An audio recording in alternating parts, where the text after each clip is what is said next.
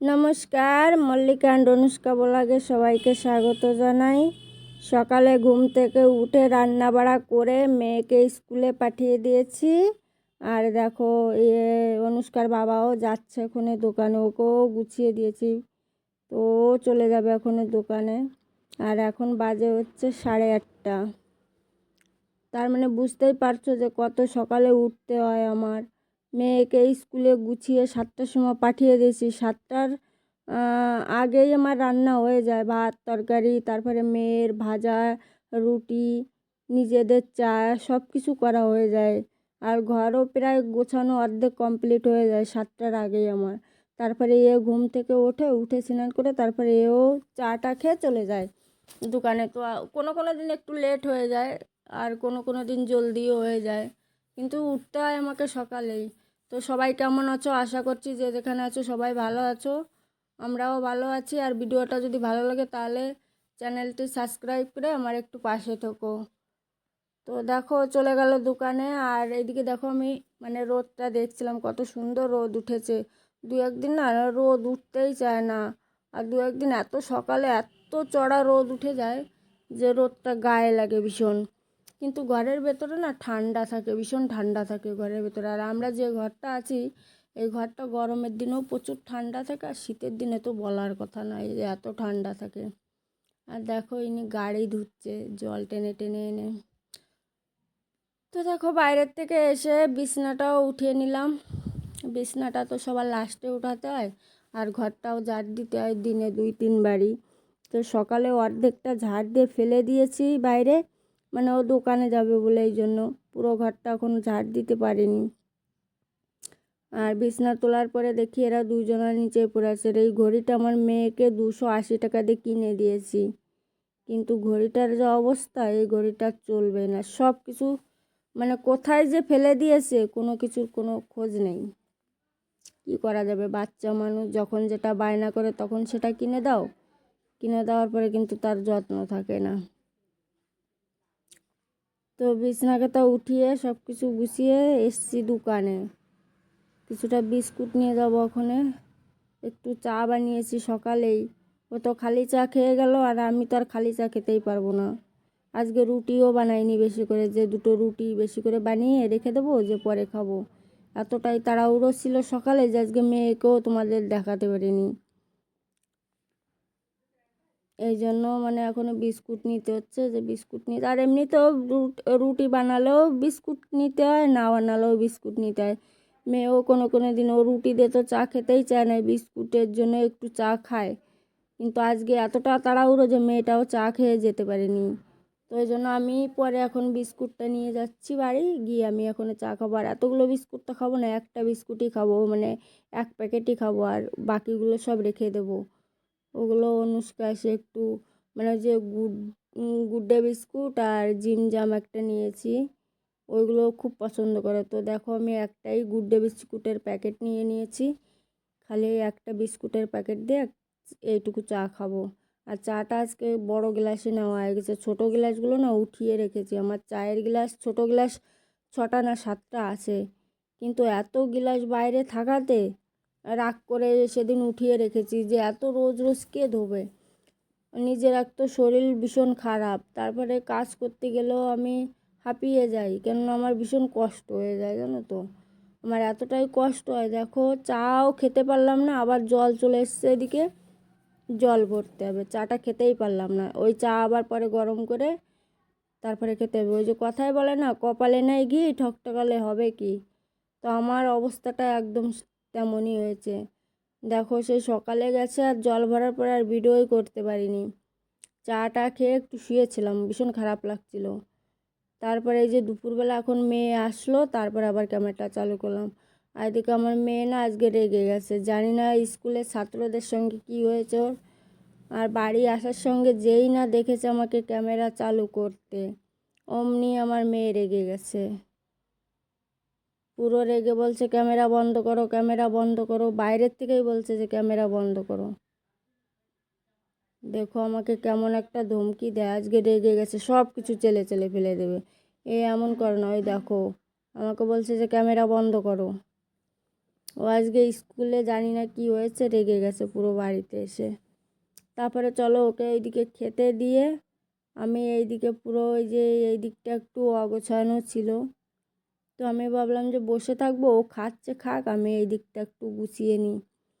রোজই গুছাই, কিন্তু যখনই ওই রান্নার টাইম হয়ে যায় না, তখন এই কোটো কোথায় রাখি, আবার সেই বের করে করে যখন রান্নার পরে সেই এরকম হয়ে যায়।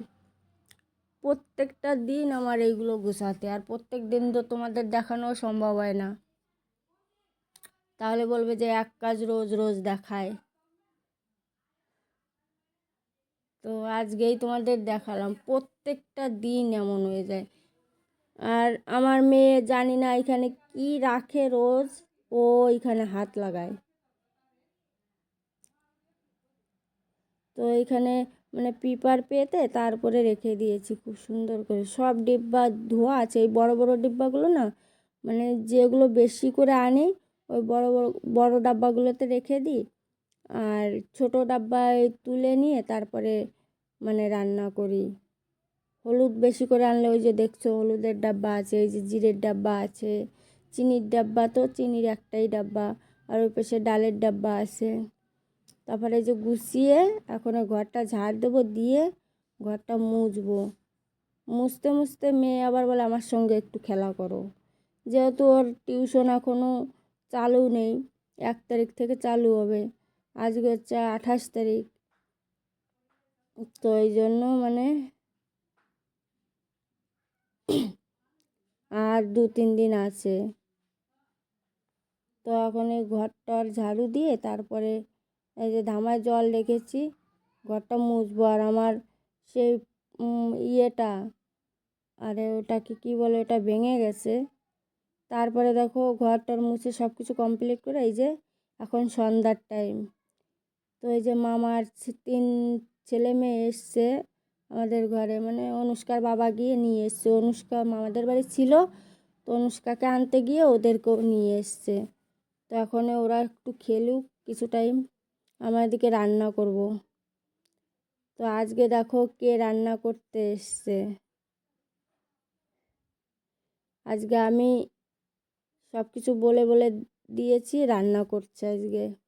তো আলুটা প্রথমে আমি ভেজে নিচ্ছি, কেননা আলু তো আর এমন কোনো ইয়ে না, যে এই জন্য আমি বললাম যে ঠিক আছে আলু কটাকে আমি ভেজে দিই, তারপরে তুমি রান্না করো। ও তত সময় যে বাচ্চাদের সঙ্গে একটু খেলছে, মানে মামার ছেলে মেয়েদের সঙ্গে।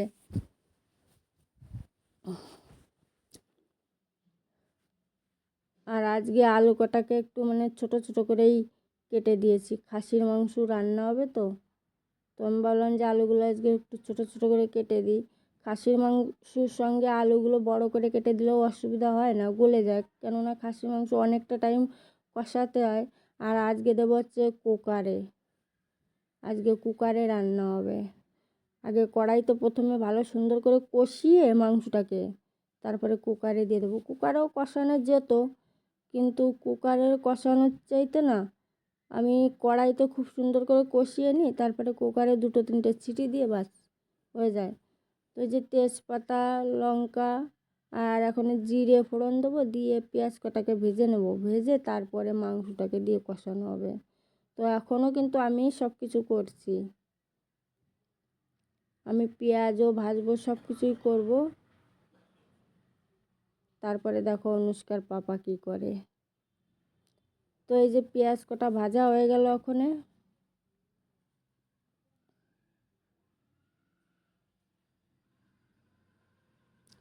5টা রসুন দেব।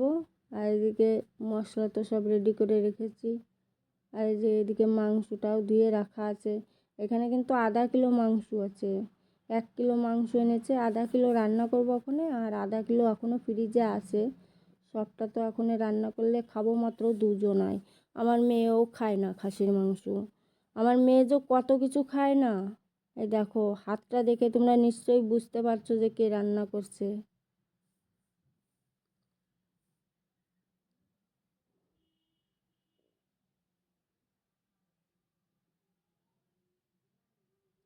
এমনিতে অনুষ্কার বাবা ক্যামেরার সামনে আসতে চায় না, ওই যতটুকু আসে আমি মানে চুরি চুরি করে ততটুকু করি। তো তোমরা হাতটা দেখে নিশ্চয়ই বুঝতে পারছো যে কে রান্না করছে। দেখো আমি পরে তোমাদেরকে দেখাবানি পেছন থেকে একটুখানি। মিক্সচারে মশলা অনেকক্ষণ হয়ে গেছে তো বেটে রেখেছি, সেই সন্ধ্যার সময় বেটে রেখেছি, মানে একদম টাইট হয়ে গেছে, এই জন্য মানে মশলাটাও পড়ছে না ভালো করে। তো দেখো পেঁয়াজ ভেজে দিয়েছি, আলু ভেজে দিয়েছি, সব কিছু করে দিচ্ছি, খালি ও ওখানে মশলাগুলো দিয়ে লবণ হলুদ কিন্তু সব আমিই দিচ্ছি, খালি ও বলছে একটু, মানে ওই একবারই খালি খুন্তি দিয়ে একটু নাড়িয়ে চাড়িয়ে চলে যাবে না, তারপরে তো বাকিটা সবই আমি করব। চলো ঠিক আছে। তবে আগে একদিন দেশি মুরগি বানিয়েছিল, তোমাদের হয়তো দেখিয়েছি, কিন্তু খাওয়াটা দেখাই না কেন জানো তো? এই যে দেখো পিছন থেকে একটু দেখাচ্ছি তোমাদের অল্প করে, ক্যামেরার সামনে তো আসতে চায় না ও এমনিতেই।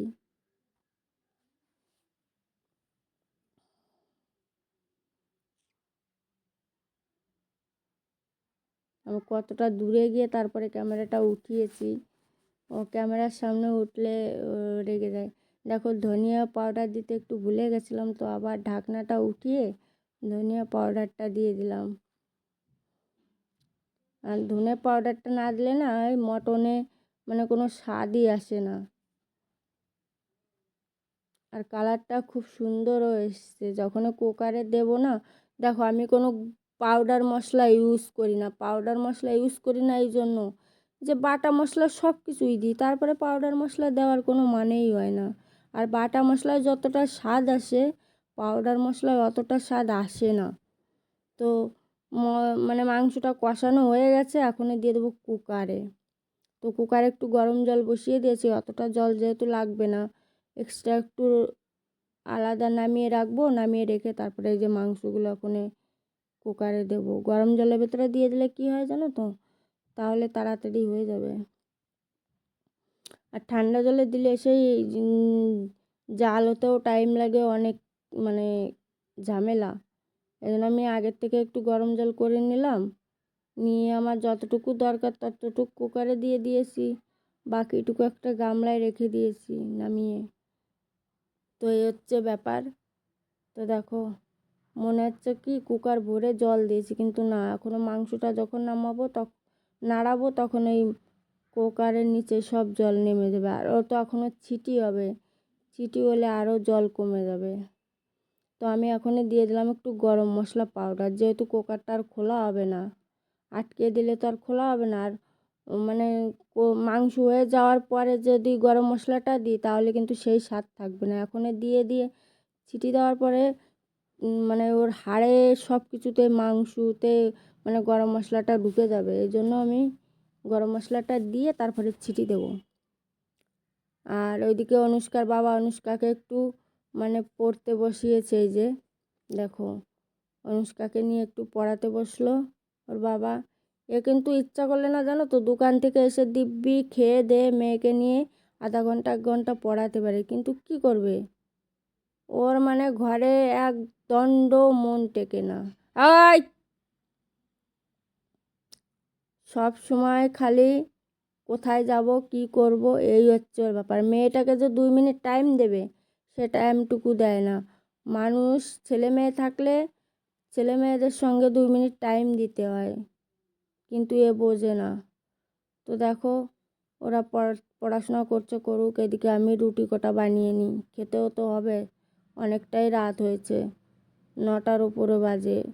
আর আমার মেয়ে তো খাসির মাংস খাবেই না, আর ক্যামেরাটাও করতে পারি না, কেননা কেউ খাওয়ার সামনে না মানে ক্যামেরার সামনে আসতেই চায় না খাওয়ার সময়টায়। তো দেখো কালারটা কি দারুণ হয়েছে না, খুব সুন্দর কালার হয়েছে। তো চলো বন্ধুরা, রুটি কটাও বানানো হয়ে গেছে, আজকের মতন ভিডিওটা এখানেই শেষ করব। সবাই ভালো থেকো, সুস্থ থেকো, সাবধানে থেকো।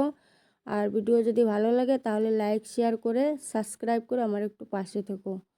তো কালারটাও যেমন এসছে, কোনো একদম কোনো পাউডার মশলাই দিইনি, শুধু বাটা মশলা সব কাঁচা, আর 4-5টা শুকনো লঙ্কা দিয়েছি, এই হচ্ছে, লঙ্কাটাও কাঁচা দিয়েছি, সব কিছুই নিজে বেটে দিয়েছি, কষ্ট হলেও না বেটে খাওয়াটা অনেক ভালো পাউডার মশলার থেকে। আর আমি তো কিনা পাউডার মশলা ইউজই করি না, কেন ওইগুলো আমার কাছে পছন্দ হয় না। তো চলো আজকের মতন ভিডিওটা এখানে শেষ করছি। সবাই ভালো থেকো, সুস্থ থেকো, সাবধানে থেকো। আর ভিডিওটা যদি ভালো লাগে তাহলে লাইক, শেয়ার, সাবস্ক্রাইব করে আমার একটু পাশে থেকো। নমস্কার।